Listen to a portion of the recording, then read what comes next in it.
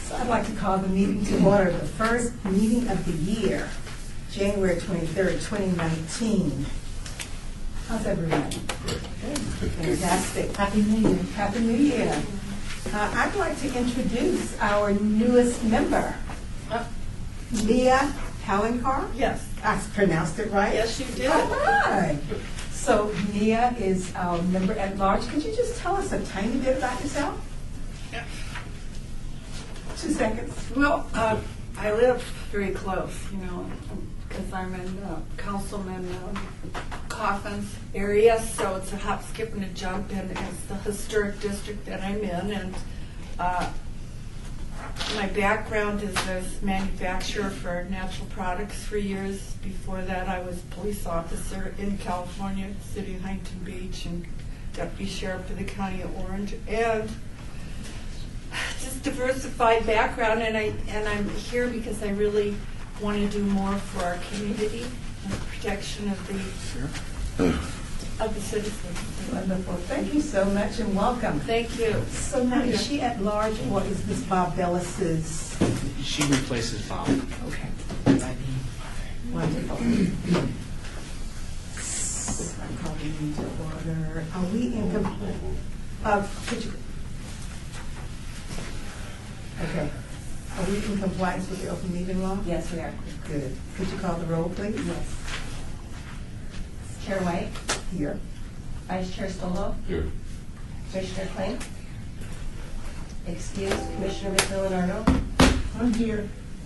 Here. Commissioner Levine, Here. Commissioner Beck. Here. Commissioner Hotchkiss. Excused Commissioner Surface. Excused Commissioner Cosgrove. Here. Commissioner Laramie. Here. Commissioner Pellenkar. Here. Commissioner Howe. Here. You do have a quorum.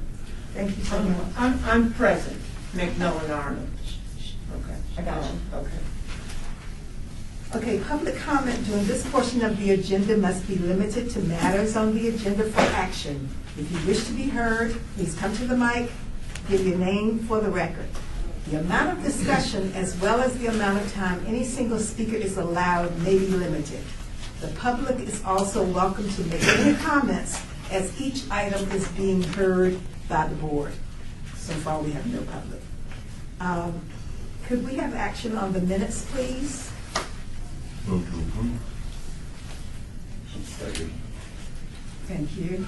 Okay, it has Madam been. Chair, if you could just read the item, number 4, just read the Oh, item full for the record. for possible action to approve the final minutes by reference of the regular meeting of December 12th of 2018. And we have to do the, Well, let me back up. The minutes that I pulled down, probably by mistake, are for October 24th, 2018. okay, so they do have the other ones Right. online also. I pulled the wrong one down. I did not review the December the 12th. Okay, so did everyone read minutes for December 12th? Okay. Motion to approve. I can't get my printer to work right. Second. Okay, so it's been moved and properly second. All in favor? Aye. Any opposed? Okay, so the motion carries. I'm sorry, I would like a copy of that, if that's possible. Yes, of course. December 12th. yes, you may have a copy. I will give you my copy. Is there a way for her to get a copy from the city? I got it, but I can't, my printer's down right now. I Oh. couldn't print it out. So I'm just going to share my copy. And I'll share my October 23rd copy. Okay. So we're ready for item number 5.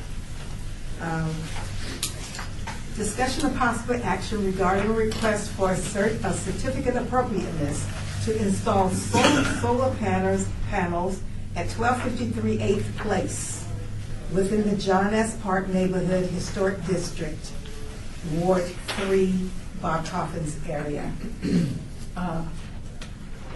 Mr. Howe? If you have Sydney Noyce, if you could review the staff report. I don't have a representation from the applicant. Okay. So did everybody go by the 8th Place property? So is that the piece of property with the big open space, the big yard-like thing? It's been through some previous reviews for carport additions. But really to focus on the issue with this is something that's come up with solar installs for both Jonas Park and Beverly Green. In some instances, we have some of the properties where their best solar access faces the street public right-of-way. And that's really where the trigger that comes from, where we're unable to sign off on it because it's having a visual impact. So I think it's been raised in the past if there's a way of addressing this, or just acknowledging that based on some of the locations of the properties, you're going to have solar panels that are visible from the street versus some properties have the ability of having the solar panels hidden because they're going to have them on the south side. So in dealing, and you'll see it with the next application, but in dealing with this application, the sole concern is planning supports solar panels. The challenge is in the historic districts, some properties are going to have panels that are visible. So it does make an arguable impact to the property. So I was wrong. I didn't know what the place looks like. It's the place with the beautiful fence that's probably too tall around the back of the property on that side. And we've had it on the agenda before. Right, for other actions regarding Exactly. carports. And, Yeah. Has the new commissioner, has the Jonas Park Association taking any sort of stand on this issue? Well, they make a stand, but there's never enforcement.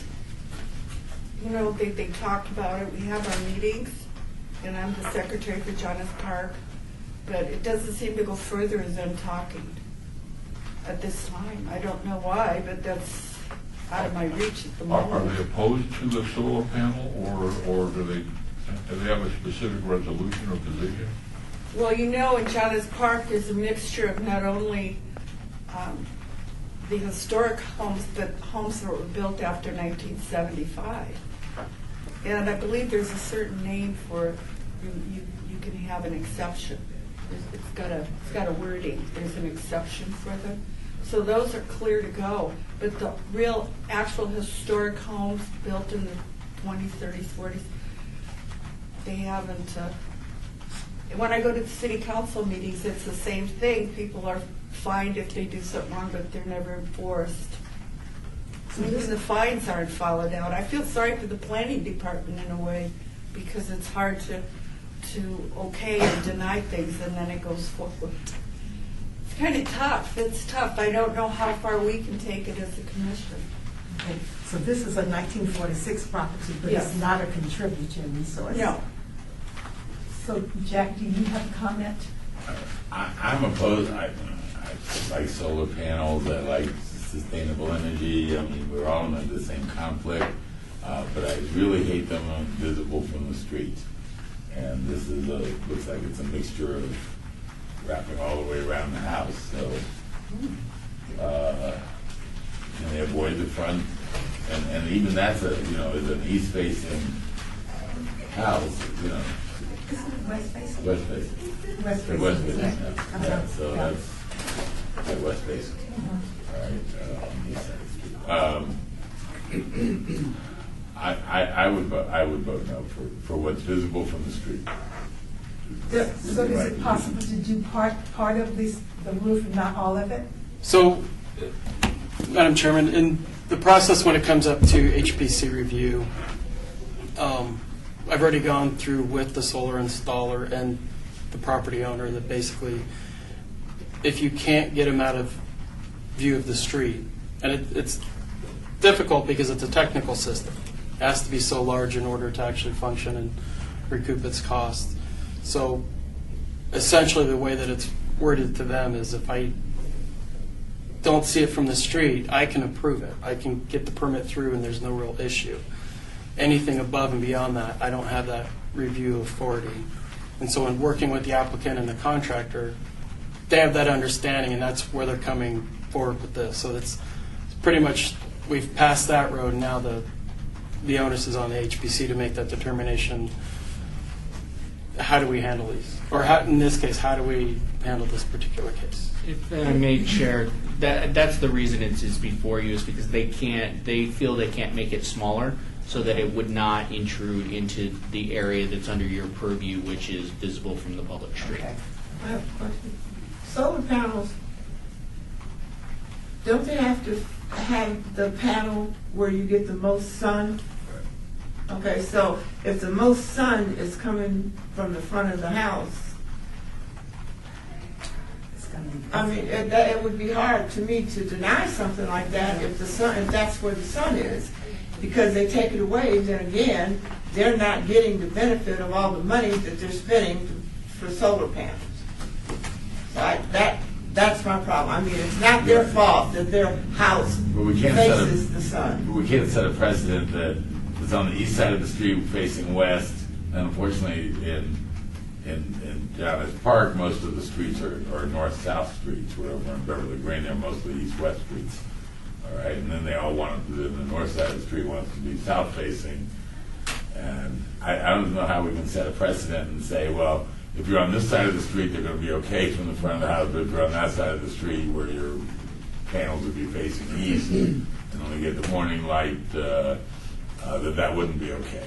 I think we've got to go blanketly, no solar panels visible from the street in the historic districts. So either that or, Or we blanketly, we're not going to stop people from putting solar panels in, okay. as ugly as they are and as detrimental as they are to the look of the historic neighborhood. And One or the other. if I might, Madam Chair, so I just do want to be clear, though, you are looking at a certificate of appropriateness for this property, so it doesn't set precedent per se for other properties. You look at each property that you have a certificate of appropriateness for the appropriateness of whatever that request is at that site. And then I would just point out again, and I think you mentioned it, that this is not a contributing property. So if you were to find that that it's okay here for them to have these solar panels, given that it's a non-contributing property, that doesn't set a precedent for the next property that may be contributing, and therefore interfering with that roof line may affect not only the aesthetic but the the historic significance of that piece of the district. So I just put that out there as a part of the food for thought. But it will be the argument that the next one comes along and makes, will you let him have it? Oh, clearly, Like, yeah. applicants will always use the fact this commission approved this for that guy, why can't I get it? I Right. just want to make clear, though, that it's a certificate of appropriateness for this property, for this aspect of this project, and not, it doesn't create you must therefore approve the next guy. But the contributing factor is not an internal thing, that it's contributing or not contributing. The contributing factor is about determining the number of properties in a particular district to make it eligible as the district for an historic district. All right, but I'm not a contributing factor, so I can do anything I want. It's not true. Okay. Okay, we made it a district, and the whole district passed, and the whole district is part of it. Okay. All right. So Commissioner Laramie, I think in reading through the district's guidelines, they're silent on solar panels. And personally, I don't feel like the solar panels are, against any of the other design guidelines that they've sent. They're not changing the massing of the roof. They're not actually changing the roof materials themselves. And even though I do tend to agree that it somewhat ruins the streetscape, I just don't think there's enough in the design guidelines for me personally to recommend denial. I would recommend approval. I do think we could ask John S. Park Neighborhood to take a look at their design guidelines and maybe tell us what they think about solar panels and also carports, since those seem to come up a lot, and give us a little bit more neighborhood feedback on, what they think those attributes do to their district in the future. I've got two questions. One, the fact that Commissioner Howe is unable to make a determination on this particular layout on the roof, indicates there must be some guideline somewhere that you're acting on. What rule or guideline regarding solar are you acting on that you can't act on?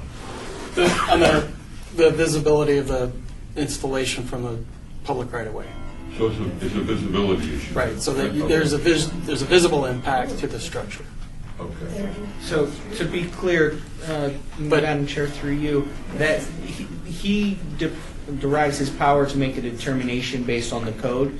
The code allows us to do, if it's not visible from the right-of-way, to do it as an administrative action. Right. If it is visible from the right-of-way, then it requires HPC review. So that's the difference. It's the code based on statute that gives historic preservation a little bit more of a say on versus a blanket. Solar is something we as a state support at the statutory level. It's something we as a city obviously support at a city level. But because of the historic districts, if it's visible from the right-of-way, the HPC maintains the ability to approve that part of it.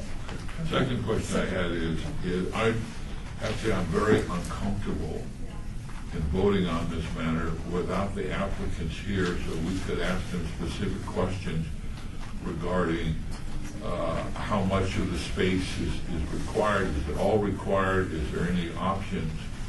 I don't really feel comfortable in voting on this matter. I'd like to put it off until the next meeting and have them up here. Okay.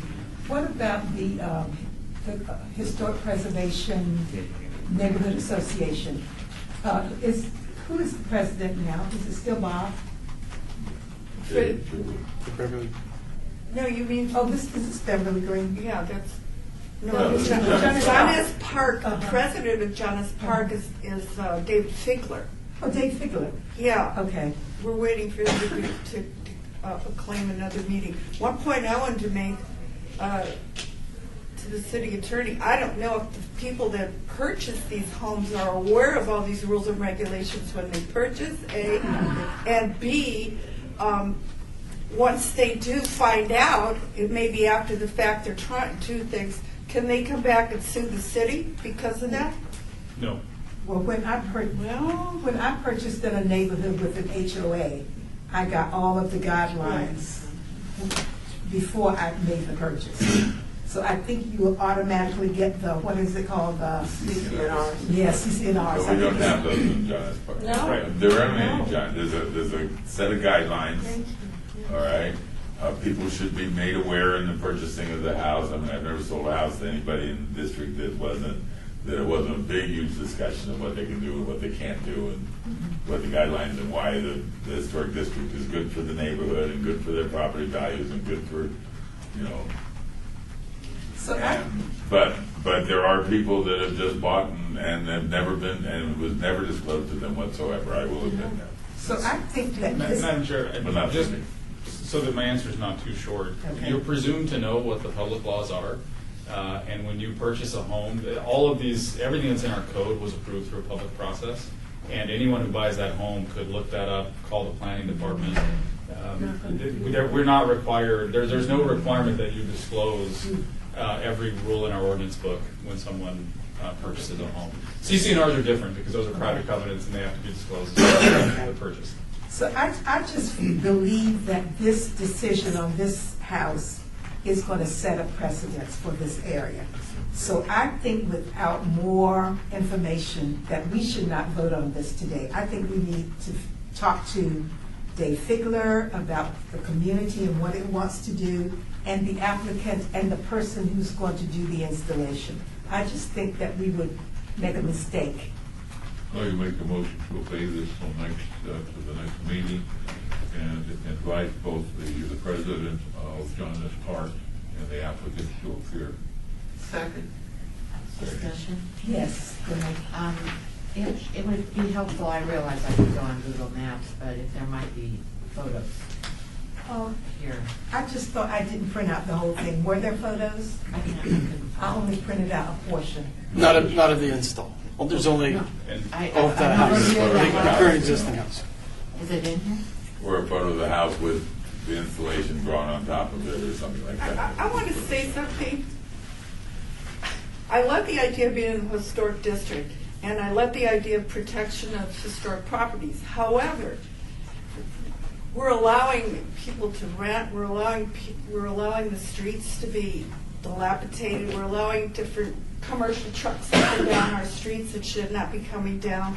We're allowing the transients to set up shops at different places. I mean, I think our concerns are okay for what we're doing in this commission, but to let everything else just fly around the John S. Park district and be concerned about the poor guy who wants to cut his electric bill, that's just, to me, crazy. Okay. I mean, we've got a mess at John S. Park. Okay, so I just think that we should. Litter, everything. People don't pick up, they don't trim their palm trees. I mean, we need to pay attention to correction. So that doesn't have anything to do with us, those kinds of But things. it's The trucks. view from the street. But those are code enforcement But the issues. truck- That's what I said, as it's opposed not, to- nothing's enforced. Okay, Okay. thank you, sorry. So now I just think that your association will have to do more. I about agree, those kinds of things, yes. starting with the meeting, at least Exactly, every exactly. month or every other month, yes. Yeah. Madam Chair, I also just wanted to note, the motion was to obey it to the next meeting, and the clerk put the date certain for that. It's February 27th, so. February The motion 27th. will be on February 27th. Okay, good. So all in favor of obeying this until February 27th? Any opposed? So it carries, we'll obey this until February 27th. Thank you. And, I'm sorry, I want to make sure that the people who own the property attend. And We'll notify them again that there's a meeting. We'll contact them, and if Madam Chair, as an incentive, the permit doesn't move forward until they get the review Good. complete. wonderful. Thank you. This is not on the agenda, but as I'm driving around the neighborhood, what I was more concerned about is the property at 8th and Franklin with that big aluminum fence. It's right on the That's the old corner. one. Madam Chair, That's the one we can leave that till item. Okay, good. Okay, I just, okay. Well, thank you, Okay, and good. we can instruct staff Okay, to good. take a look at that. Item number 6, discussion for possible action regarding request for a certificate of appropriateness to install solar panels on the existing balcony opening at 1700 Rexford Drive within the Beverly Green Historic District. So, Madam Chair, if I may, first correction, solar screens, and to clarify, this proposal stemming from an unpermitted screen being placed in the Rexford apartments, the balconies. So again, this came through, it emanated from a code enforcement citation for unpermitted construction. When it came through for my review, the solar screen is a description, but since the balcony is located on the north end, it's not really solar screening anything. So staff, it was my opinion that the screen really is doing nothing more than just providing privacy where there's other methods available. And it does have a visible impact to the Rexford apartments. And Madam Chair, let me just jump in. So on the last item, there is a staff report available. It's your discretion whether you want to hear it. If you want to hear it on this item, I think Sid is ready to give that to you, so everyone's kind of working on the same set of facts. But that's up to you. Wonderful. Sid, please. Yeah, for the last item? No, for this item. Okay. So before you start, Sid, I couldn't find the building. So is it in between? So 1700, is there actually a building with only 1700 on it? Yes. Right, it's the an Rexford apartment building. apartments. It's actually a co-op building. It's co-op ownership on the corner of Rexford and OP. All right, it's got the big R and It's like a mint green. in the front and ceramic tile. Okay, so I just didn't see, I saw 1710, 17 something else. 1700 is the corner building on OP. Okay, okay, Patio, so thank it might be you. inside there. So Sid, please. Yeah, Sid Noyce for the record. So as Mike mentioned, this request is to install solar screens on a balcony and it emanated from a code enforcement case. The building was constructed in 1957 and is built in international style. And again, it's in the Beverly Green district. And in the survey prior to the district's designation, the building itself was evaluated as being individually eligible for the National Register. And it's noteworthy as being designed by the architect Jack Knighton, and also Liberace's mother owned a unit there as well. Staff has determined that this work is outside the character of the building and the district and is recommended denial. Discussion? So when, Neil Caliker, I wonder if they didn't put that up as a, now. Just debate it. avoid the criminal activities on the No, it's the second floor. Bring it back. Yeah, but they hop over, they've already burglarized second floor. So I wonder if that's not a solar screen, maybe that's the burglar-proof screen? Security screen? Yeah, security, thank you, yes. No, so based on the permit, it's just a extruded aluminum frame with the plastic solar screen. But that is a high crime area there, just, Go along for the record, is this not a security that's screen, what I is it? said. No. No, he says no. But it's on the north side of the building, it never would Correct. get direct sunlight, it's on the second story. It's not solar. Right, it would never, nobody's climbing the face of the wall to get to it. Right, I think it totally mess up the. What is the, has the association and the board of the Rexford weighed in on the subject at all? But they have actually control over what's the building. Right, and I have no response from them. I'll make a motion to go along with staff and deny this request. Second. All in favor? Aye. And opposed? You are opposed to the denial? Yes. You want to allow the solar screen? Well, it's not a solar screen, but from the picture I'm looking at, it looks like they're trying to keep the balcony from being burglarized and come up. So are you in favor of what, of the, The picture.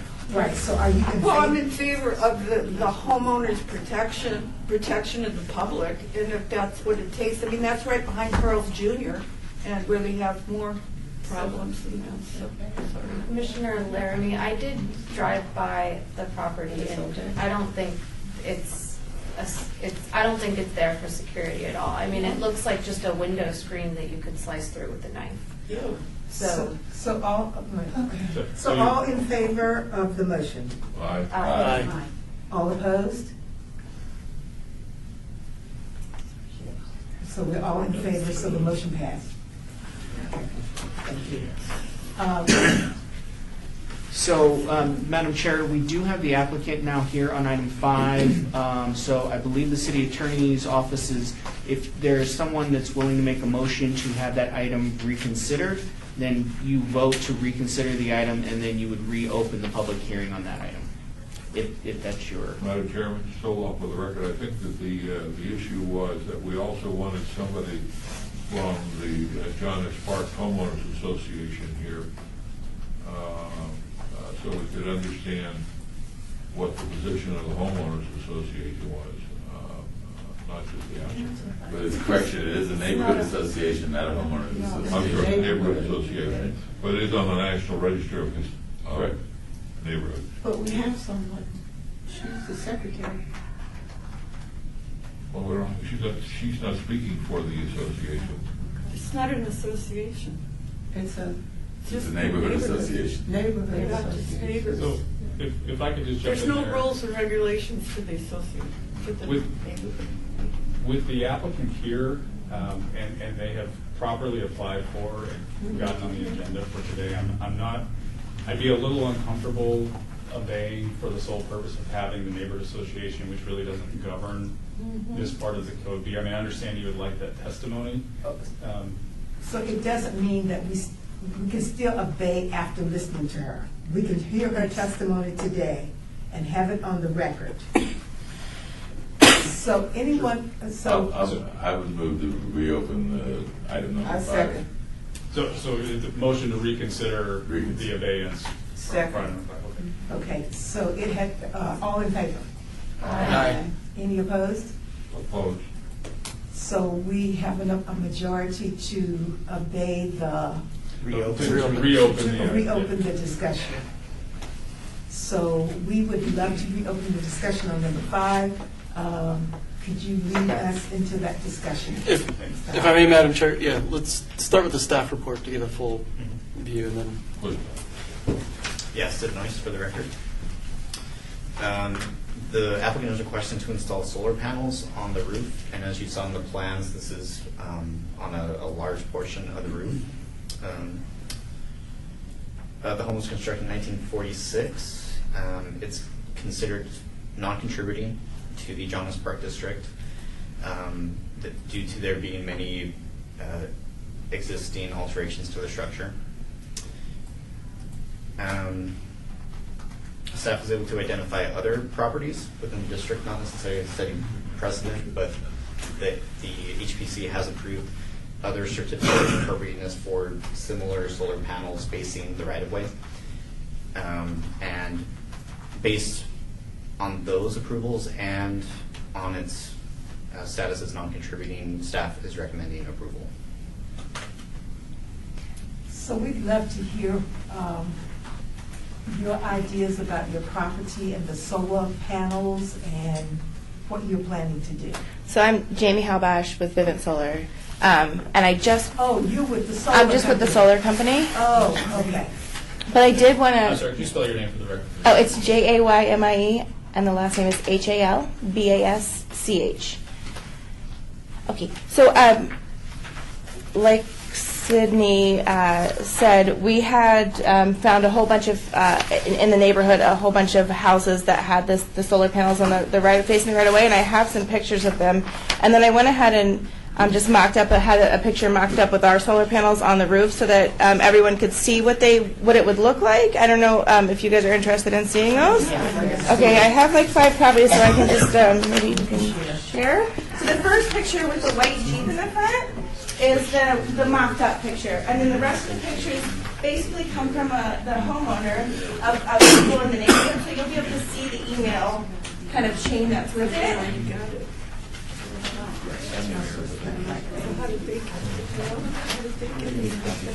And there you go.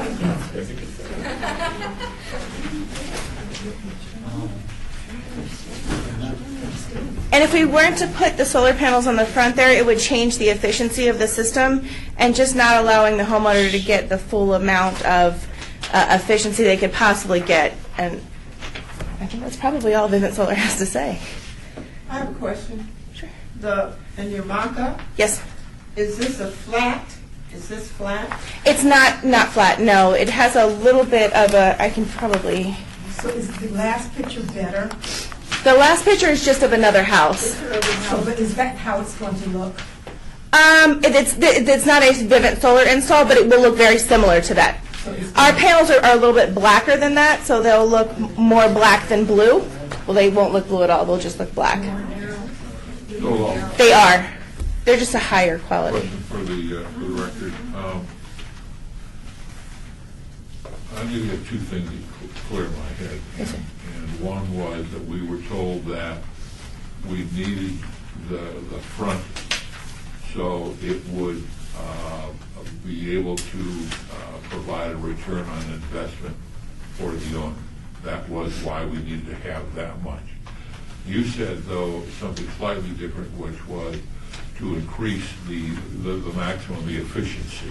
That's correct. So those are 2 different things for me. In other words, you could just paper that entire house, the walls, the ceilings, the roof, everything, and get more efficiency out of it because you got more solar panels. So the question is there a point to where it has to reach for the homeowner to get a return on the investment, or are we making it so much more that this is a profit-making? I understand. So what we look for is 100% usage of solar panels. So that's what we mean as far as efficiency, that the most amount of power that they can use can be produced by solar. If we were to put solar panels everywhere, now there's nothing in it for the homeowner to make more power. There's nothing in it for us to make more power per se because of the way that NV Energy is structured, who receives the additional power. So we only put as much potential energy on the roof as the customer can use. So there isn't anything more than that as far as efficiency goes. So, and that's what we're trying to achieve here, just by not taking these panels off the front, they get 100% of their power produced by solar. Well, let me ask question slightly different. Is there room on the roof for more panels? Elsewhere? Oh, on the roof? Yeah. Elsewhere, no. But you could probably put a couple more on that front section, yes, but we don't, there's no reason to.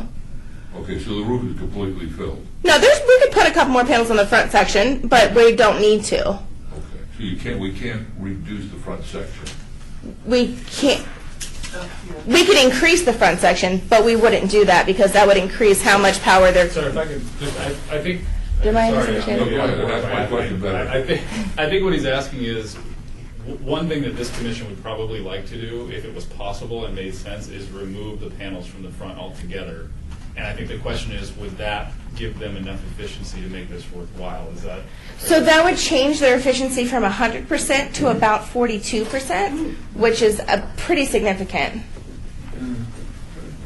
What about making the panels in the front, the panel half the size of what you have, making it smaller? So that would, by each panel that we move, we would reduce it. So that array is actually in separate panels So there. if you reduced it by a panel, then you're only going to get 75% of efficiency, is what you're telling me? That's probably not the exact calculation, but yes. Any other questions? Yes, one more, solar for the record. I flunked solar school. So help me understand the efficiency of the panels that are being placed on the roof as opposed to, are these the most efficient for the square footage, or are there more expensive or other panels that they could put on there that would create the same amount of energy but not use the same space? I can answer that. Yes, NASA uses solar panels that are way more efficient than what we use. We do, in the industry in the area, use the most efficient panels throughout the whole industry. So we use 315-watt panels, which is about the average solar company, let's say, it doesn't matter which solar company, uses about 295s. So ours are more, actually just happen to be more efficient because we have a contract with the panel company. Okay, that's my question. Thank you. Okay. Any other comments? Yes. Mia Palnkart, I'm a little confused on that. If we already have the pictures that you took of the additional homes right in our Thomas Park district that already have them, I mean, and they have them and they're real obtrusive looking, and they've been given, maybe they didn't get permission, but they're already there. So how can you deny another person if we've already got someone? That's going to cause some kind of conflict. So, as I think it was Director Summerfield said earlier, each of these you review on their own. You make a finding on each one as to whether they're compatible with the neighborhood. So it's not necessarily true that just because you've approved another one on a different street with a different set of circumstances for that house, that not approving this one would cause a Kevin, problem. did you look at it? Well, That's you really do the hard job. But that's blatant compared to what this lady's showing. Okay, so I Something's wrong with the picture here. so yes, so I think Mia probably has a point. I think that maybe we've already set the precedence, so maybe this is for not. But And sorry, Madam Chair, I just want to kind of recalibrate the commission away from thinking of precedent. You're not legally bound by precedent. I understand. You guys need to make a finding on I understand. each one that comes before you. If you want to consider the fact that there are others of these in the neighborhood. I think that could be part of your analysis, but I don't think that's the end of the analysis. So I think that we need to talk to, and I'm afraid to say it because I'll say the wrong thing, but the neighborhood group that makes rules for the neighborhood. I'd like to hear what they are going to do going forward. So just, I'll sort of reemphasize what I addressed with Vice Chair Stovall. So neighborhood associations versus HOAs have no,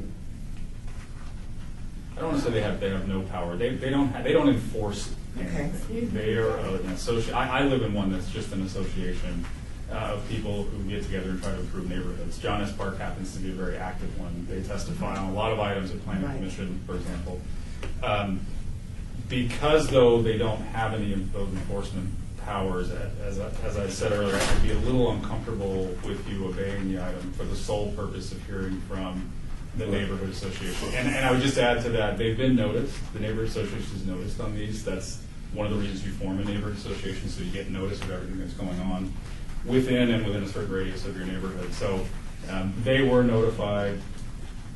For whatever reason, we're not able to or opted not to be here. So if that's your pleasure, you can do it. I would just prefer, with the applicant here, I think you have enough. Well, she's not the applicant. No. She is the company. Representing the applicant. So you're representing the applicant or the company? I would beg to say both, really. Right. Okay, Jack? I believe that the John S. Park guidelines were actually passed by the association, passed through. I don't know if they came before historic preservation was even around, but I mean, we're talking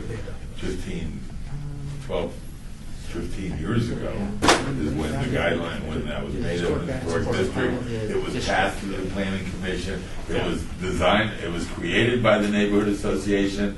It was approved by the planning commission. It was approved by city council.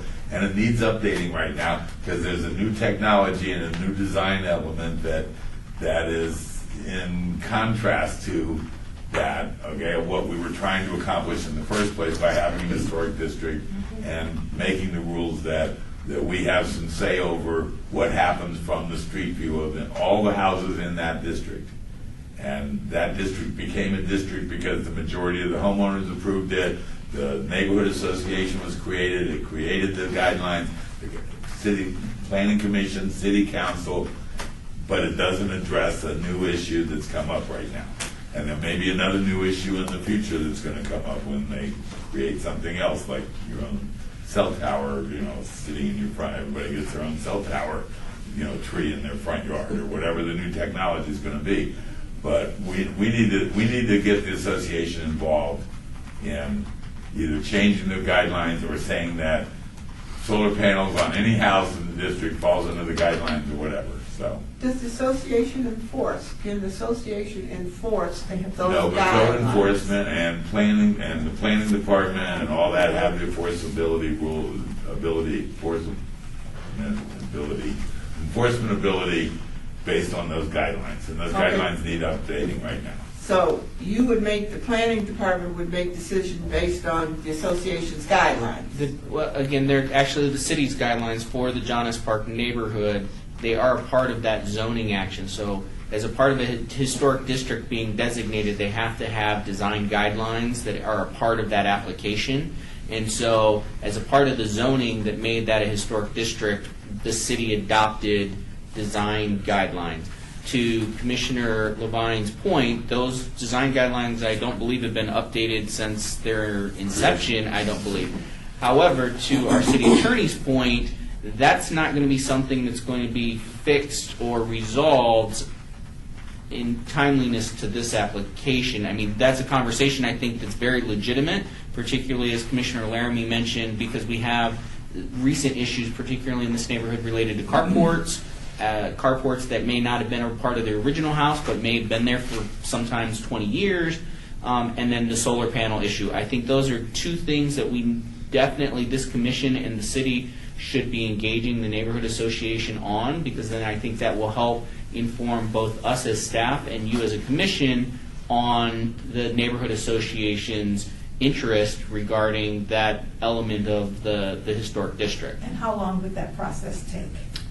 That's, yeah, I mean, that's a probably at least a year-long process to get a neighborhood association, as Commissioner Palancar can attest. They don't meet very often, is my understanding. So to get them, and they're a very diverse neighborhood, so as much as they're a historic district, and we like to sometimes think that that's somewhat homogeneous, it's not. It's a very diverse neighborhood. There's a lot of people who bought into that community since the inception of the historic district who, you know, may or may not agree with some of the existing standards. And so does that open the door to have other conversations? It very well might, which could drag out a review process longer. So we're talking about a year before we can get the opinion of the neighborhood. And this is a neighborhood that's on the historic. At least a year. Yeah, okay, so about a year. For revised standards, I Or- want to be clear, revised standards, not an opinion. I'm sure that they could espouse an opinion if they were here today, but a revised set of standards for the neighborhood, that's probably a year away. At So, for the record, we have existing standards, and the existing standards deal with this issue. They don't say specifically solar panels, No. nor do they say specifically a cell phone tower in your front yard. They deal with the issue of what's the visibility, and that's the question before us. That part doesn't, we don't even have the words solar panel or satellite dishes or telephone tree. But, and Madam Chair, if I may, to contribute to this discussion, there are limits per NRS to how much you control the limitations of solar install. So that's a part, I think, just as a suggestion, I think the key issue is to go back, get support from the Neighborhood Association, John S. Park, and Beverly Green to clarify when we do solar installs, let's have a consistent and clear and fair application. Now, there may be an impact, but I'd be much more cautious of having the health of the historic preservation, the health of the historic neighborhood designation, if you're going to have some neighbors get it and some neighbors not, Yeah, exactly. and then be in violation of state law, I think at this point, I'm comfortable from staff's position, approval on this application, and then having the chance to revisit with the neighborhood associations, how do we go forward, knowing that solar installs are going to continue to grow, and we should support them on a basis. Now, how we figure out the mitigation, how we put better design guidelines to emphasize screening or relocating that they still perform, I think that's the focus. But I think we're going to get in trouble going, you know, bit by bit, property by property, and then you're going to have it's going to wear away at the health of the neighborhood. So I agree, going bit by bit is not the way to go. So do we approve this one and then go to the neighborhood association and go through the process and not allow anyone else? Or do we, so how do we handle it? I think my suggestion is that I would, in looking at this, if this is her true picture of what this looks like, I would approve the panels, then I would get with the neighborhood association. I think it's important that we get with them to review their guidelines or whatever they need to do. That's important. But I think we also have to deal with solar panels, as our attorney said before, as they start coming up individually. We just continue to deal with So, them. Madam Chair, let me make a suggestion then. If let's vote on this item, and then in item 12, if we want to add to the discussion for the next agenda, a discussion about solar generally in the John S. Park, and you could even direct staff at that time to Reach out to the Reach neighborhood out to the neighborhood association and association invite about the that. president of the association to join us for that discussion. Good question, Mr. Chairman. Solo for the record. I think we're forced with bit by bit. And this is what's going to take place. I can't imagine that another solar project you that don't have in John S. Park. I presume you. It's hard to say where the next one will come from, but I'm sure that it kind of happens neighborhood by neighborhood almost, so. Everybody else is talking about. So it's going to be bit by bit, and it's going to be. If you don't listen to your attorney, you're a fool. So in this case, I'm going to be a fool. This is. I don't care what you say. This is a precedent. and it's going to be used by every applicant. Well, you approve that, you approve this, you approve this, and the more bits we approve, the more it becomes the weight of what we have approved before, whether you call it precedent or not. So I think we are faced with the issue of, do we say no at this point to any intrusion on the street side, or do we simply open the door? Because that's what we're doing. We're either going to put our foot down and let the legal matter go where it goes with solar power in favor of, he says, or this is not the Solar Power Commission. This is the Historic Preservation Commission. And we're not the boxing commission. We're there to preserve historic preservation. And if somebody else overrules us down the line, so be it. But this is our job, is historic preservation. And so that's my speech. I agree. I have one question. So with the solar installation, can it be removed and the roof would still be there? I don't know how solar installation works. Yeah, the roof would still be there. I mean, we do penetrate the roof surface, obviously, to secure the panels to the roof so they don't blow off or, have damage like that. But the roof would still be there if they're removed. But she would have to pay to have it removed. According to I am not a contract expert, but I believe so, yes. Is this a lease or a purchase? I am not sure by the documentation I have here whether it's a lease or a purchase. I believe it's a lease, but I'm not 100% sure. I didn't know if that had any bearing, but I wanted to know. I'm sorry, Jack. I didn't know if that had any bearing, but I wanted to know. Okay. So I have kind of a comment / question. So when we were going through the historic designation process in Beverly Green, I remember that Courtney, who was the historic preservation officer at the time, had told us that by Nevada state law, you couldn't deny solar panels, that we could work with residents to try to figure out the best location.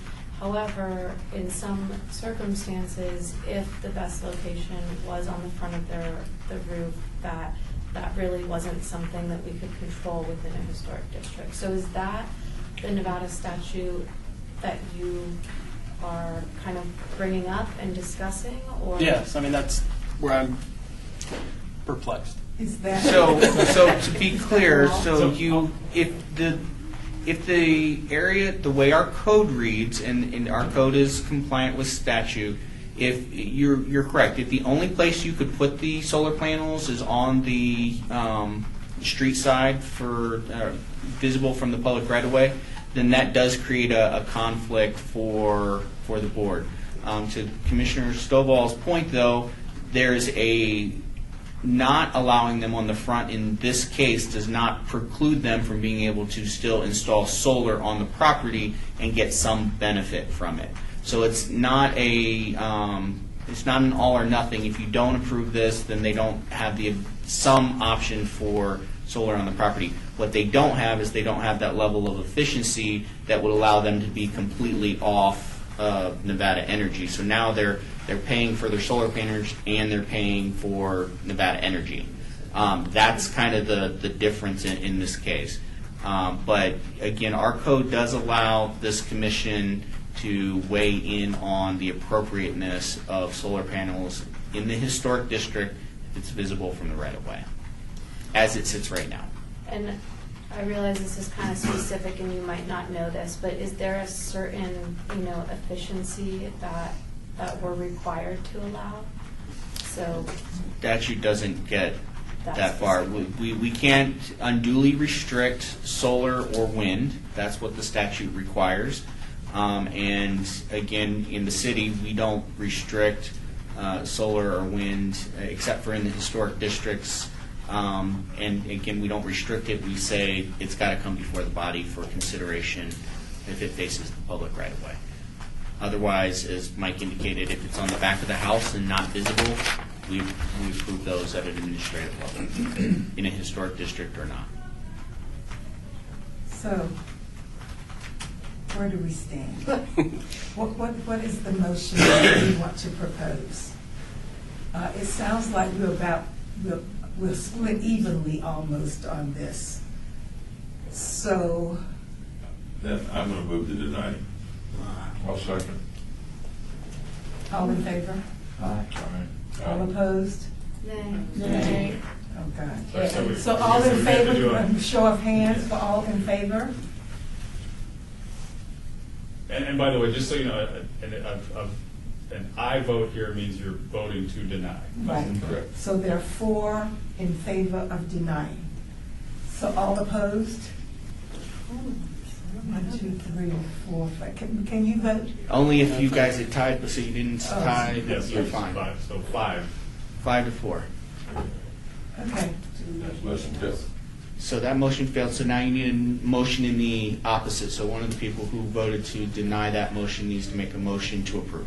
I make a motion to approve agenda item number 5. Second. All in favor? Aye. So we have 5 in favor, 6 in Well, favor. Again, Mike Well, doesn't it's count fine. unless you're tied. Yeah. Once again. 2, 4, 5, okay. And those opposed are 4, so it's the same. Okay, so it carries. Right. Okay.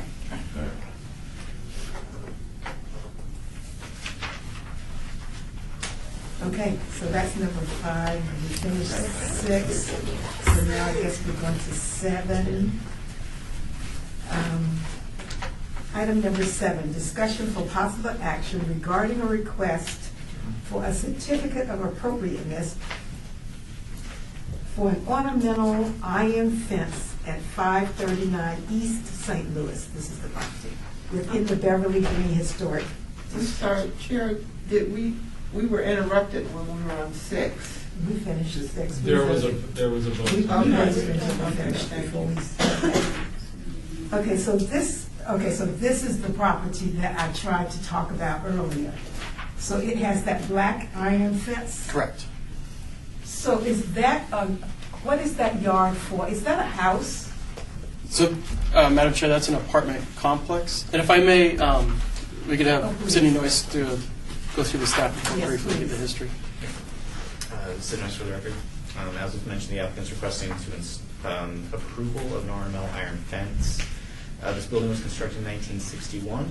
That's located in the Beverly Green District.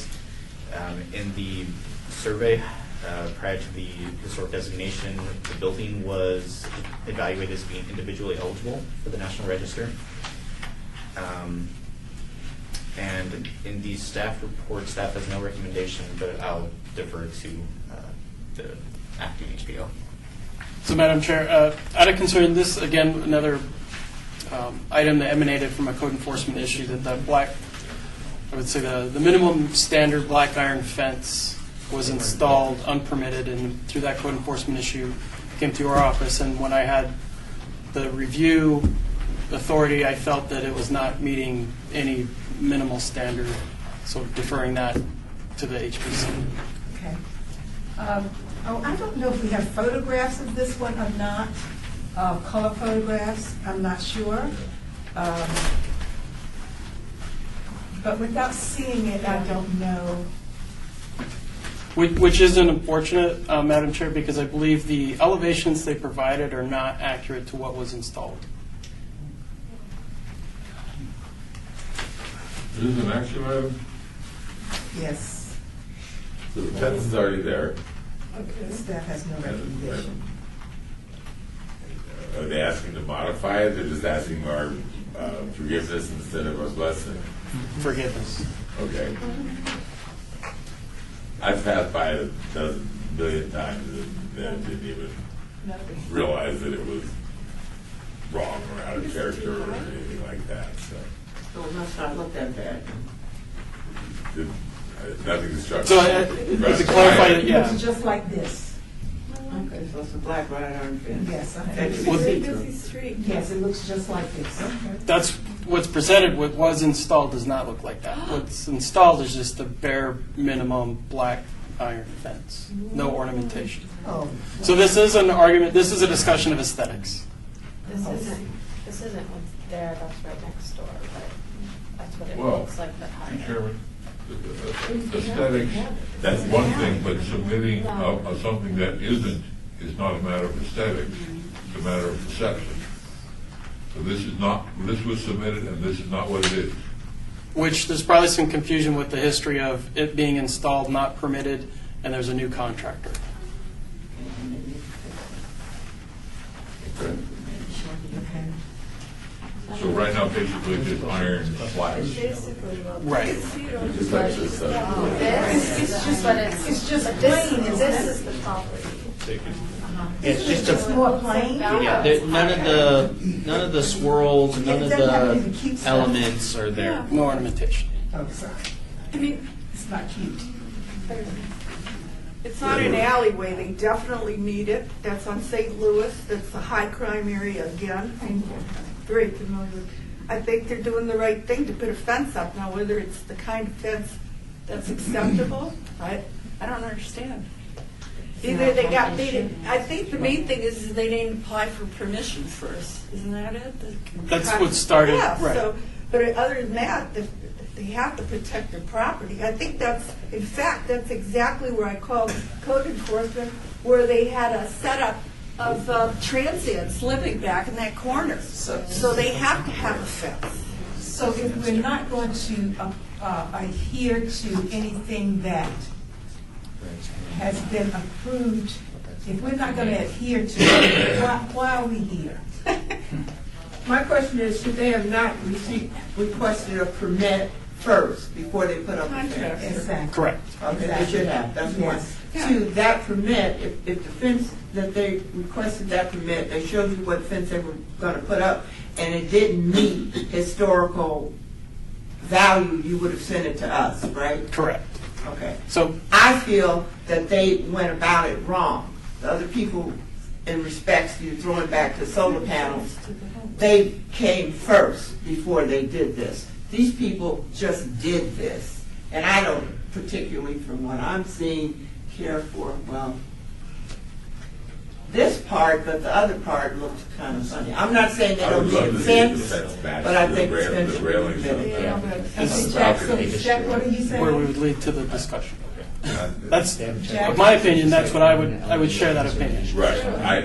I would love it if the fence that they put in, which is just, half-inch iron bars, all right, had ornamentation that matched the railings and of the balconies and the patios right behind it, and it was aesthetically matching and actually further contributed to the historic preservation efforts that we're in favor of.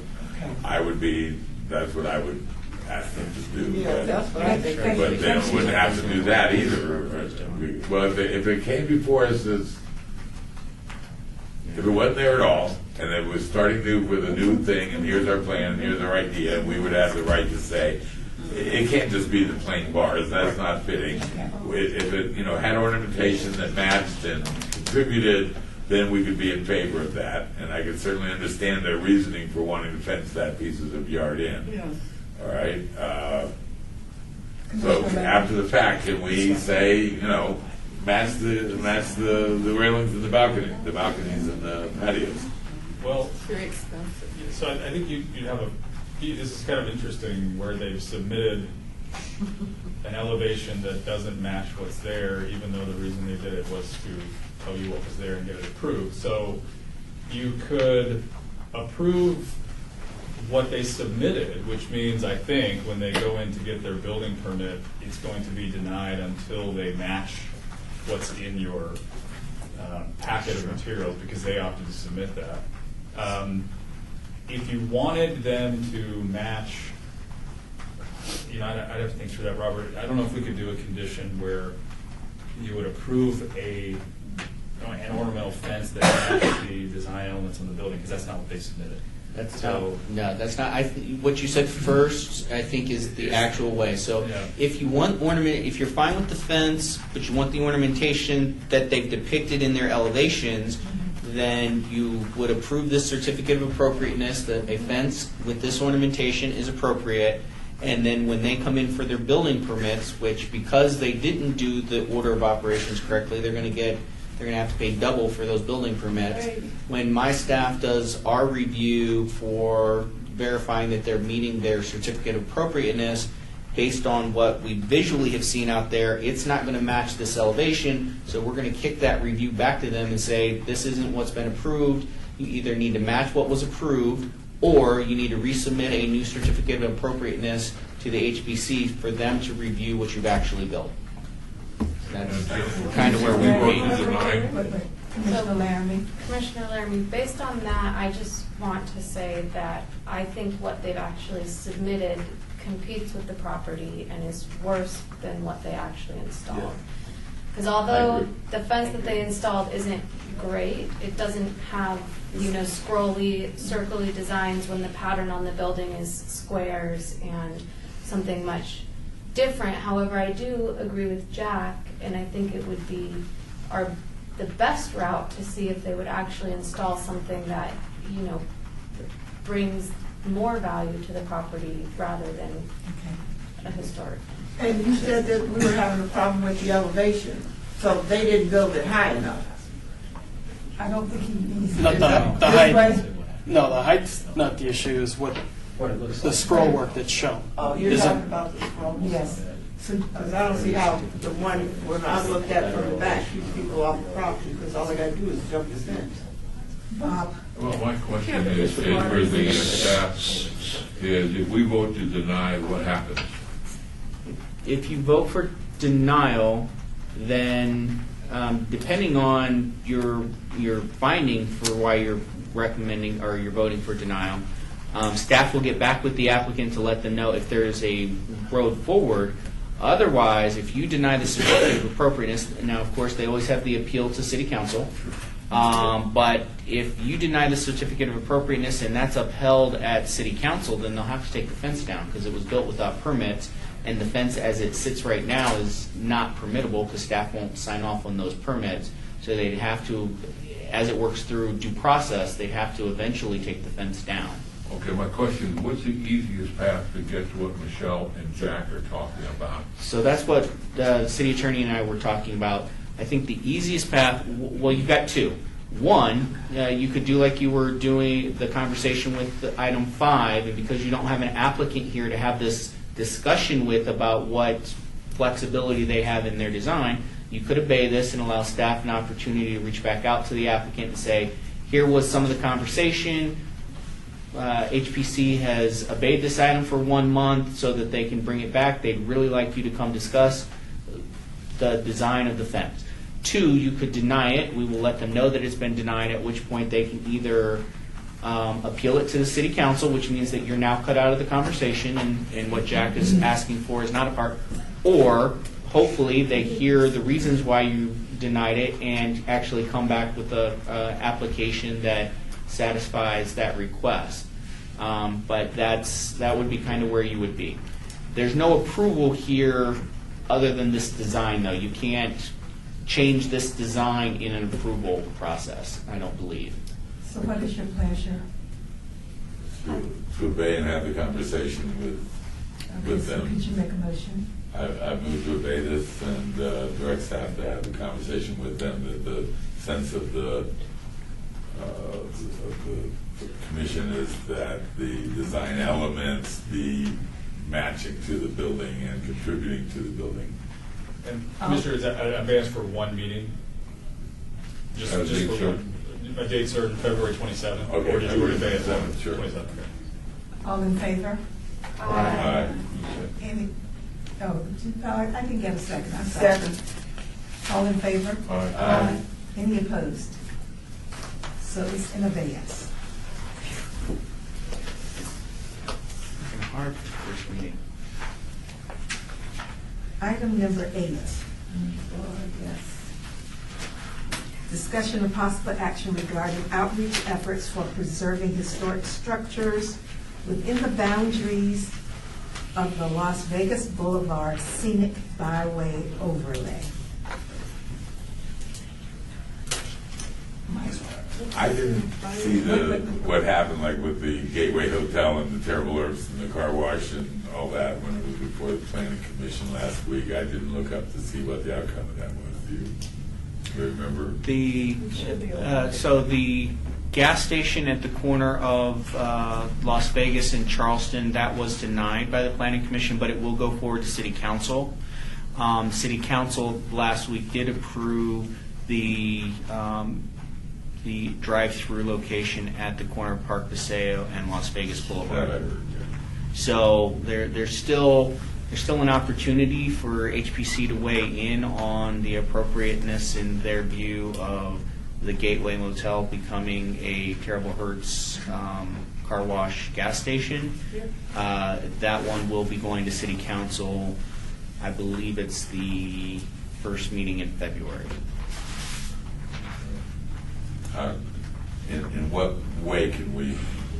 Again, just as the chair has done on a few other cases, like the text amendment that we had for the video motion signs, again, either individually you can go and comment on, as you know, someone who's interested in historic preservation or preservation of the scenic byway, your thoughts as an individual, or if collectively you have an opinion about preservation of structures and or the elements that make up the scenic byway as a collective group, then the chair or a designee of the historic preservation could bring that forward and represent the historic preservation's position related to that. Who has the passion for this item in front of the city council? I can do it. I'd be willing to be there for that. That doesn't bother me. I could tentatively, I need to check my schedule. Okay. So if the three of you would please represent us in front of the city council on Well, this issue. I'm sorry, so if I would, one of you should, if it's going to be a historic preservation position, it should be one representative duly designated by the Historic Preservation Commission or the chair. And the other two. Otherwise, they would go as Okay, individuals. so one person is going to be the official person. What, do we have an official position on this? So I was gonna That's say, the other piece of just it. do that, now, once you identify who's going to speak, then you have to come up with, it could be general or specific. I think the items agendized could be broad enough to encompass both those. Well, the Gateway Hotel is the issue that the next thing that's coming before that has any bearing on this. We have two issues. One is the preservation of the basic whole look of the scenic byway, all the way from Washington to Sahara. It's not just about signs, but that is one of the classic old hotels that we would love to see and love to see repurposed and or boutiqued or and put back into great service again. It is still functioning as a motel right now, so we would love to see it, and I'd love to see it return back to its original beauty of what it was, the 1950s roadside motel on the way into Las Vegas. Halfway between the couple of strip hotels that exist on what's now the Strip and the classic downtown Las Vegas. So we want to preserve the whole byway. All right, but and it's got a great neon sign also that deserves to be preserved, and so those are our point. I think should be the sense of the commission. All right, is that we're opposed to seeing a new gas station car wash on a double section line as part of the gateway into the city of Las Vegas downtown. So I'd like to make a motion that our representative in front of the city council at that meeting is going to be Jack. I'll second All in favor? So, I'm sorry, Madam Chair, I think you need somebody other than the chair to make the motion. I I'll make a motion appreciate to your approve. passion. With this, We were following. Okay, who wants the second? I'll second it. Thank you. So it has been moved and properly second that Jack is going to act as our representative in front of the city council regarding the Gateway Motel at their meeting in early February, I believe it's February 6th. February 6th. Robert's going to confirm real quick. Yes, Yeah, I'm and looking so at it right now. I want you to put that on your calendar, Jack, because that sounded good. So now, Jack just made some points that I think are valid. Are there additional points that we want him to make in front of the city council? So, Madam Chair, if I may, because I do believe that this this item emanated from the A Wedding Chapel and some ongoing concerns with the state of the property's activity going on. So a quick update, I have been actively pursuing the property owners of the site where A Wedding Chapel is. It's no longer that business. Along with a couple other properties in the development of the Denny's. So I think if it's for Commissioner Levine, to probably just give a status update. I think not just focus on the Gateway Motel. I mean, that's a critical element of it, but kind of the ongoing status of, the planning is ramping up. We're reaching out, but I do think we want to emphasize that the Scenic Byway has a character to it that we want to preserve. All is not lost. And there's an impact with future development. Okay, yeah. Well, we're more than happy to assist. And the more examples we can give of the endangered properties like the Wedding Chapel And the Denny's that's gone, or Denny's. going to be gone. So, Mr. Howell, that would be wonderful if you want to do some bullet points. And coordinate with. yeah. Chairman? Yes. Correct me, I thought there was a process that city was required to do along the Scenic Byway, an update on the status of the buildings on the Scenic Byway, and that was to take place this month? We do an annual inventory of the signage Right. Along the byway, and I don't remember, I'll look to see, because I'm pretty sure that that's been assigned to him. And that's actually another agenda item that you have on your, or it's going to be a part of the update on the project update list. Correct, that's what I So, thought, okay, yeah. thank you. Just, excuse me. Any other comments on number 8 before we leave that item? I don't know if it's number 8. but- Mia? Yes, dear Commissioner Pelicar, I have, does that also include the billboards for the So, byway? not off-premise signs. So if it qualifies as off-premise signs, it does not count. On-premise signs is what we're reviewing as a part of the Scenic Byway review. On-premise, okay. So the signs that are on the buildings, the freestanding signs that are for the, for what's on property. But any off-premise signs, we do not address off-premise signs as a part of that review. Thank you. Any other discussion before we move on to item number 9? So sorry, Madam Chair, so the motion was to appoint Commissioner Levine to be the spokesperson. Was there also an instruction to Mr. Howe to prepare bullet points for Mr. Yes. Levine? Okay. Yeah. That was part of my motion. Coordinate. Okay, Yeah. just wanted to make sure that's clear. Okay, yes, okay. So item number 9, HPC 75564, discussion for possible action regarding outreach efforts for conserving historic structures. Yeah, that was a Number 9, HPC 75565, report by the Department of Planning regarding project update list. So Mike, I apologize, can I jump in on this one just to preempt? I want to give a quick update to the commission on one of your priorities. I know it's one of Mike's big asks for me, and one of my priorities, which is the Historic Preservation Officer responsibility. So I just want to give a real quick update. The RFP did go out for a consultant service to provide historic preservation services to the city. That RFP closed. We had, I believe, I don't know who's on that, but my understanding from our purchasing department is that we did have 3 respondents on that RFP. However, at this time, I'm putting a slight pause on moving forward with that because I have an agenda item on the Centennial Commission's agenda for next Monday. Based on conversation when we asked for the money to go forward with the RFP, I believe that there is interest amongst multiple members of the Centennial Commission for them to actually fund a 3-year grant-funded position for a full-time HPO. And so if that item is successful on Monday, then instead of going forward with a contract service, we're going to begin the process for recruitment for a full-time historic preservation officer for the city.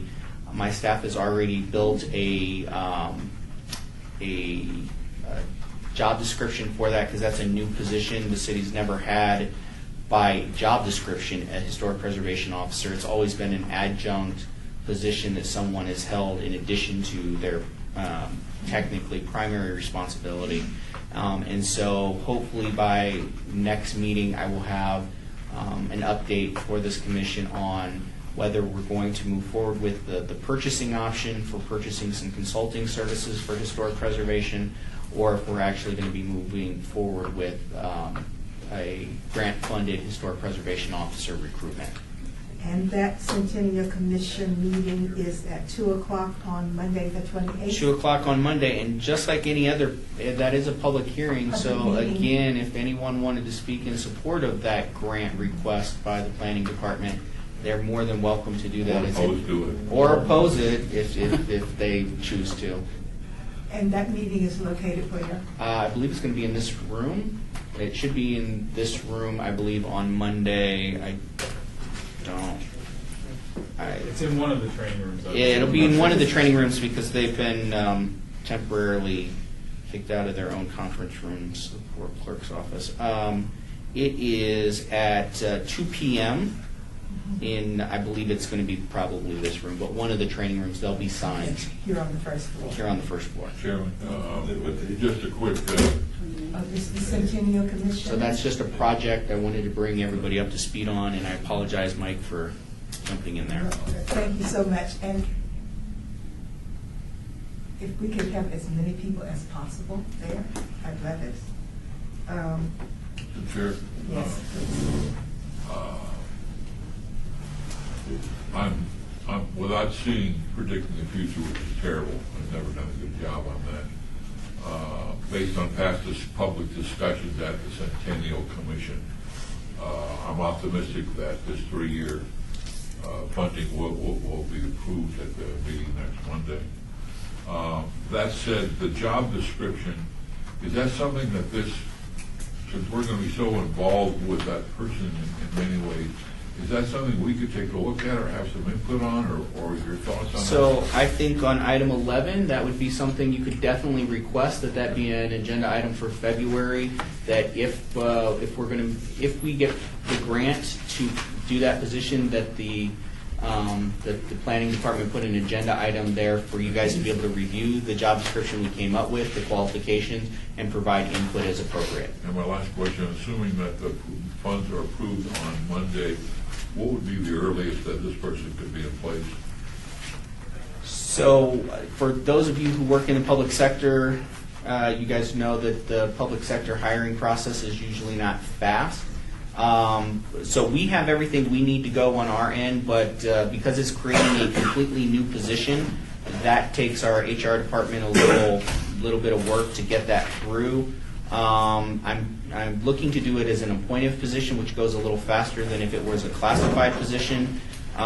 So I'm hopeful that this person would start in the spring, but beyond a season, I'll be honest, I don't want to give you guys a false expectation that it's going to be early spring. I would probably be looking June-ish.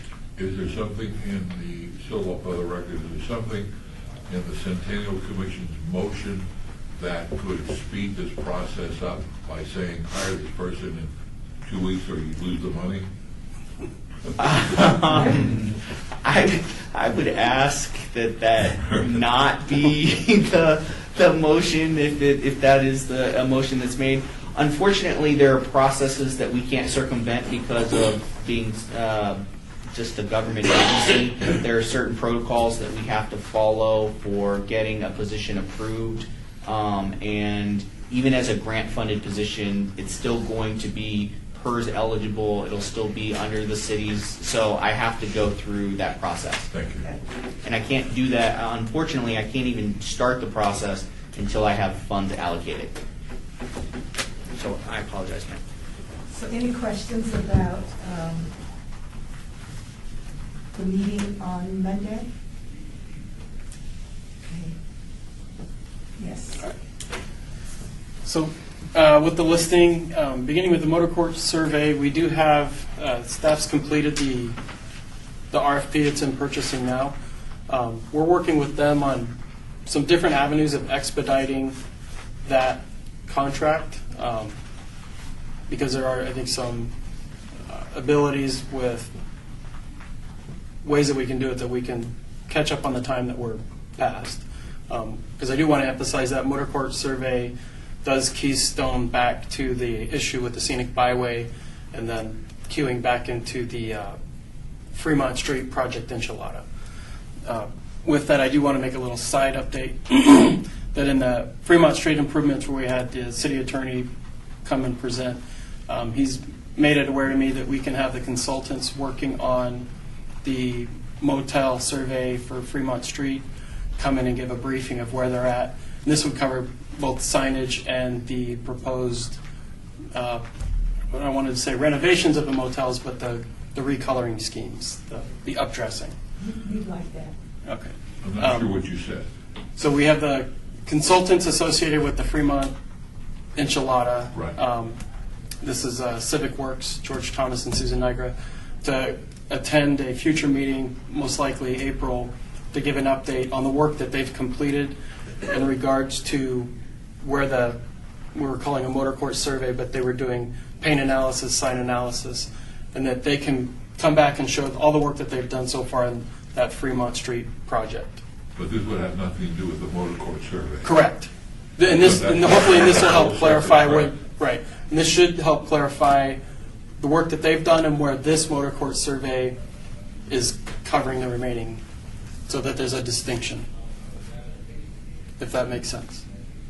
Sure, I'm just concerned that there may be some thought that this could be a combined effort as opposed to a unique and independent from enchilada or anything else. We simply wanted to, because the enchilada is Fremont Street, we're talking about all the way to the gateway. Correct. Survey. So we're not waiting until that meeting with the enchilada folks presentation to get this done. No. Okay, In fact, great. I think I heard Mike say that RFP is already submitted to purchasing for the motor court service. Right, So that's already moving. Okay. So we're in the process of getting a contract lined up so that we can get that moving, Right. completely independent of the Fremont project. And so, yeah, the desired goal is that we can see where the scope's at with each project, so we can get some clarity on that. And then regarding the next item, HBC requested an update to the LV Las Vegas High School National Register nomination, allocating $35,000 for the project on 1/24/18. I have, my update is that we have the RFP out. I'll have to defer to Sydney. Unfortunately, I don't have much update on that. Yes, I believe it's in the same process with the motor court survey. I think those were going at the Concurrently? same time. Okay. So, there's just some sense of timing, because it's been sitting there for about a year, and not in purchasing, but to get this moved forward. The purchasing process, once an RFP is closed, is 30 to 60 days usually. This is a relatively small amount, so it doesn't require city council action on it for allocating that contract, so that will make it move faster. But it's usually about a 30 to 60 day process for them to make sure, because you've got to get the contract through our legal, and it's got to go to their legal, everybody's got to agree to terms, they've got to get their insurance documentation, all those various components if they've never worked with the city before. And I don't know who the selected vendor is on that contract either, but 30 to 60 days is usually So the vendor has been selected? I don't know if we've, that's my point, I don't know that we've selected a vendor. I know if it's in the same as the motor court timeline, then that information is back to purchasing, but I don't know if a vendor has been selected. Right, and I apologize for that gap, so I'll make sure to follow through, because I think there was some confusion on our part. Good, thank you. To clarify that. Next item, Moulin Rouge. Basically, it's for us to just maintain the status of what's going on with the project. I have no updates. We do try to keep close links with EUD and other agencies to anything that's being introduced going on. I know there was some concern about the status of, I know that we always talk about the columns, but I believe the signage as well. because there's some legal constraints. I think we want to make sure that they're protected, but we don't really have legal access to do that. I think we're still looking at avenues of what we can do rather than just let the items sit out, age, or be, victims of vandalism. There's, you're talking about the columns that are laying there. Correct. Okay, because the signage is with, isn't it with the You're talking boneyard? You're talking about the. The shell of where the fleur-de-lis and the wave, that sign's still located there. Now, I've had discussions, I believe that signage is obviously associated with the property, but not directly with Moulin Rouge. So the Moulin But- Rouge sign is that could be. You're Yeah. correct, but Right. there's still a legal cloud around that because technically it was sort of like an on-loan thing from the previous owner before all of the bankruptcy stuff. So that one actually is also under a legal cloud of who actually owns that sign at this point as The well. Moulin Rouge sign. But at The least- the actual Moulin Rouge, but that one is protected. It is at the boneyard. Nothing is occurring with that sign at this time. But Like the he's- columns he- are still laying out. The there. columns Correct. unfortunately are still there. We don't have any legal authority to remove them. And unfortunately, they're still open to the elements and to the folks that occasionally try to use the Moulin Rouge as a campsite. So, They're probably using it as a campsite, not to make people stop. Here's a question for Sid Stoll, for the record, question for legal counsel, whether here or later on in the agenda. While it may not hold any legal weight, a letter to the bankruptcy judge saying we have concerns about the column and ask if there would be any action that we could take to protect them. And just a question rather than just sort of sitting here not doing anything about it. But that's the last piece we got. Sure. I'd be happy to look into that. This is actually, there are so many legal issues on this, and this is on Brad's desk. And he has been managing this. So I'd be happy to talk to Brad and see what he thinks we may have, whether it's authority or just persuasive that we can submit. Because I have not been following that issue. But yeah, I'd be happy to do that. Thank you. We'd like to have that done. Okay, and regarding next item, the Reed Whipple Building, we have council-approved nomination report back from 2017. There was some clarification required on the nomination regarding the historic preservation based on the LDS aspect versus the architectural aspect that I should focus on. I had a brief meeting with North Winds 2 weeks ago. Unfortunately, it's one of those meetings where both Courtney and I made each other more confused.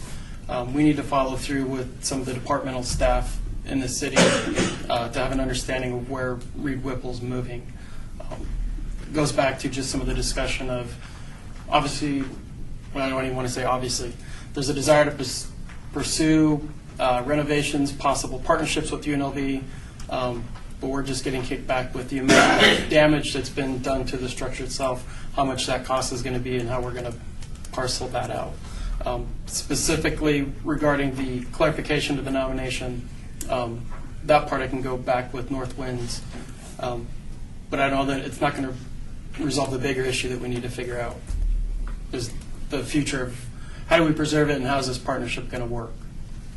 And then getting some clarity from our part, from the other departments, on how they're going to help us do that.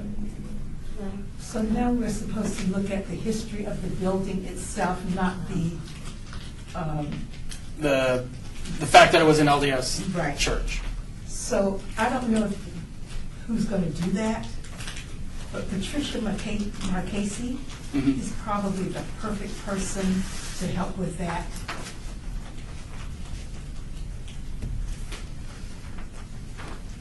Commissioner Laramie, I just would, I guess, put on the record and to float it out there is if we could get the building listed, that could potentially help with some of the renovations because we could use tax credits. Exactly. So, Yeah, I really support that.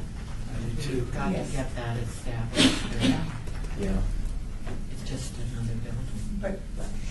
But Marchese knows the history of the building intimately. Okay. And then regarding next item, scenic byway, I'll defer to Sydney. Yep, Sid Nice for the record. Beginning this month into next February, myself and another planner will be walking the entire length of the scenic byway, reviewing the signage that's on there. So in the scenic byway, there are, of course, specific standards. In addition to just looking at general sign maintenance, signs that aren't working, making sure they look good. We're also checking the specific byway standards, such as 75% neon or animated signage, and that the signs are illuminated from an hour before dusk until an hour after dawn. So this is an evening walk that you're doing? Yep. Or It's both. Yep. They will actually they'll do a daytime review, and then they'll do a nighttime review as well. Yep. And so kind of the general process again, this is an annual review. So generally from January to February, we do our initial walk. We take pictures and note anything that we see that's violating the ordinance. Send out letters to the owners, ask them to correct them by sometime in mid-April. And then in mid-April, we'll go back, do another walkthrough, and make sure that those properties have fixed their problems. If not, then we just turn them over to code enforcement at that point. So do we get a copy of any of that? If you would like an update, certainly we can provide that at a future meeting. I'm still up for the record. In order for us to fully understand the update, it would be nice if we saw last year's report. Okay. Is that something we could be sent to us? Is it that thick, or is it? Well, if we condense it down, we can certainly give you a quick update on it. The report, it generally comes out as just a lot of individual letters on each property we see, but we can condense that down into, say, how many notices we sent out versus then in April, how many we noticed still had to be corrected. And maybe a sort of a blank checklist of which, I mean, you have a kind of thing that it doesn't meet, it does meet, or is each one just a narrative? It's just a narrative on the forms we have, but generally we're just looking at very specific parts of the code. So is your signage in working order? Is it 75% neon or animated, and is it illuminated? Those are the big three that we're looking at. Yeah, thank you. And then for the next item, the Huntridge Theater, I will give a brief modified update. I know that this is in the city attorney's office handling this right now. EUD and planning staff has been assisting, going through the status of the Huntridge Theater, all the permits, all the work that's been done in the past. And right now, the goal being working with the city, working with the property owner to just negotiate a sale. I think we're all in agreement, even with the property owner, we want to see new ownership. So right now I'm working with the SHPO office to go back through all of the obligations that haven't been met in the current status of what the new owner will have to be beholden to. So is there a new owner in the wings or lined up? At this point, I would defer to the city attorney's office. Right now, we're just lining up. Current owner doesn't necessarily want to be there. We're not too crazy about them being there, so we're going back through all the things that they have not completed, they have not done, and just taking it to the next stage of what it would take to get new ownership. And so you think there's someone out there wealthy enough to do this and do it right? I mean, I would, yes, I'm a forever optimist. I believe so. Okay. Mike Stoloff for the record, are there certain things that the city requires a property in general to be in a certain order before a sale can take place, or can somebody just go in and buy it as is, or is there something the building has to be able that's not, I mean, you understand my question? I do, and that's the part where I'm deferring to the city attorney, because there's some levels of performance that the SHPO has put on that do require the building to be safely occupied.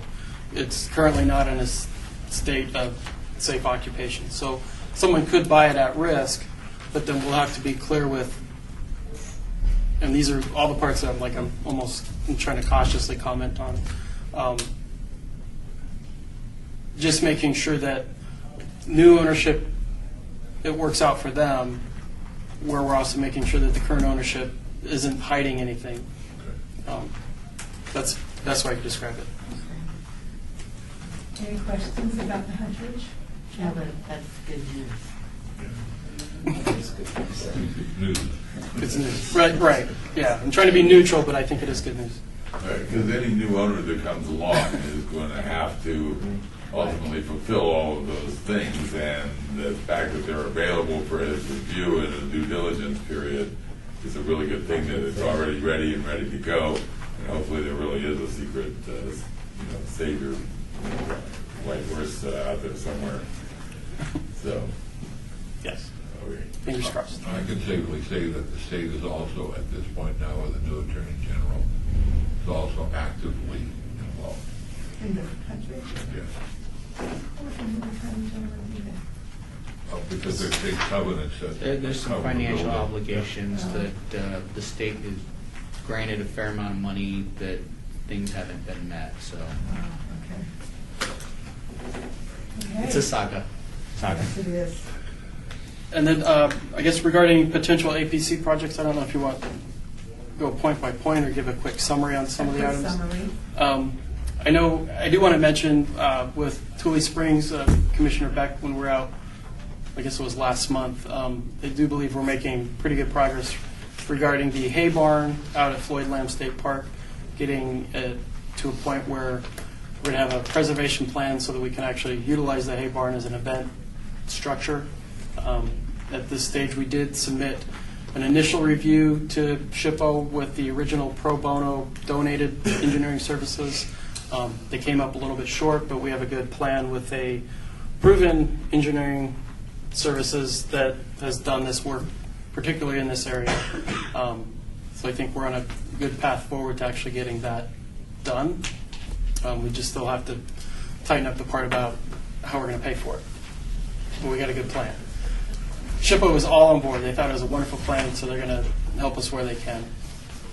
And then regarding the adaptive reuse ordinance, within our office, staff has been doing some work, actually researching adaptive reuse, particularly focused on some of the motels, considering the development pressure we're seeing in Scenic Byway and Fremont.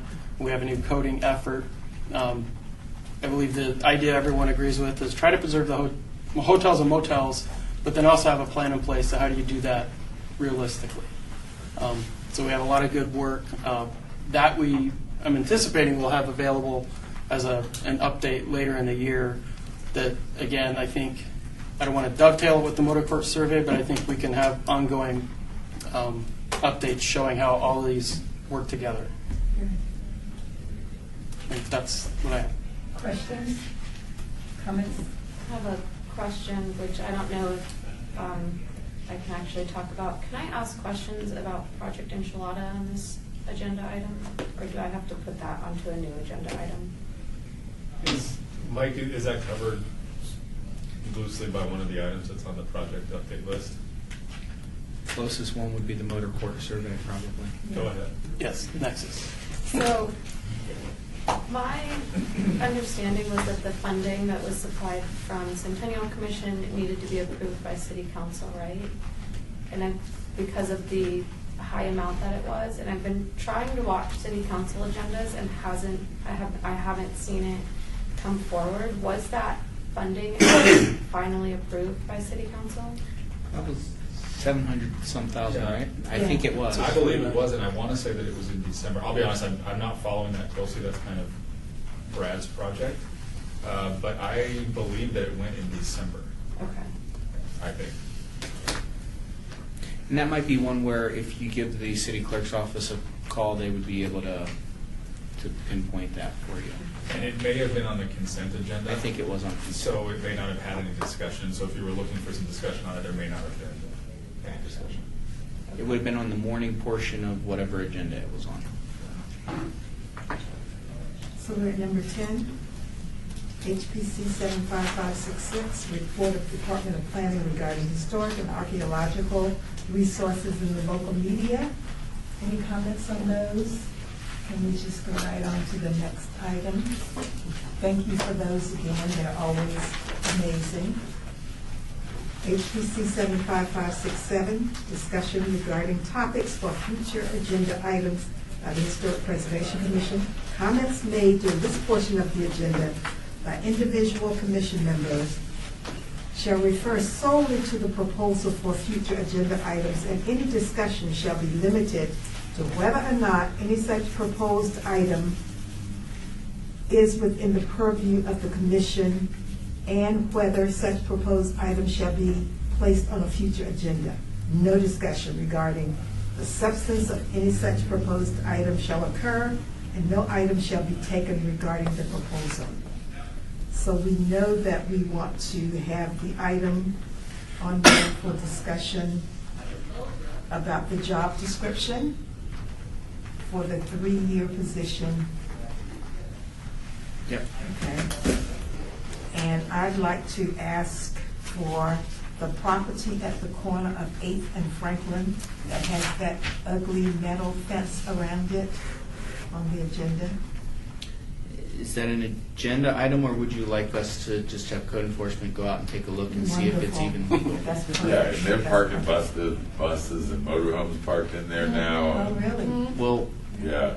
We'll make sure that code enforcement goes out and take, I mean, we can put it on the agenda, but we'll definitely make sure that the code enforcement goes out and takes a look at the situation and work to make sure that whatever they're doing has been legal, that they got a permit if they put up a fence. So, Thank you. So, for the record, I think we also would like to officially have the representative, potentially the new president, David Figler, from the, in advance of that, if the commission board members could get an existing, or show us where the existing governing rules are for the John S. Park, if there's someplace on the web, we can, a link. So we can at least be up to speed on that. Commissioner Laramie, I'd also like to discuss design guidelines for Beverly Green. Beverly Green never formally put together any design guidelines. So I don't know if that has to be, brought from the neighborhood, or if that can be discussed at the commission to perhaps go to the neighborhood and see if there's interest for that. And lastly, so off the record, if you could put on the agenda that we have awarded the Las Vegas High School contract. Just, Madam Chair, to Commissioner Laramie, so it was item number 12 on the December 19th agenda, was the approval for the funding. The item was called approve the ratification of the Commission of the Las Vegas Centennial funding for allocation of $762,000 to the city for restoration, installation, and maintenance of the neon signs to be used for Project Enchilada. So item number 12 on December 19th. Thank you. I actually, this is Commissioner Beck, want to follow up on what Commissioner Stoldal said, because I just don't have a sense at all what our timeline is looking at updating the National Register document for the high school, and what the timeline is regarding them wanting to make changes at the high school. I didn't even know, I had no idea where it was till you just made that comment. Any other items for future agendas? Madam Chair, Commissioner Surface, could we follow up on your comment with Reed Whipple and pursue the listing or get a strategy for that? Thank you. Any others? All right. So number 12, citizen participation. Public comment during this portion of the agenda must be limited to matters within the jurisdiction of the commission. No subject may be acted upon by the commission unless that subject is on the agenda and is scheduled for action. If you wish to be heard, give your name for the record, the amount of discussion for any single subject, as well as the amount of time for any single speaker is allowed may be limited. Any public? No. So I declare the meeting adjourned. Thank you. So where was your department?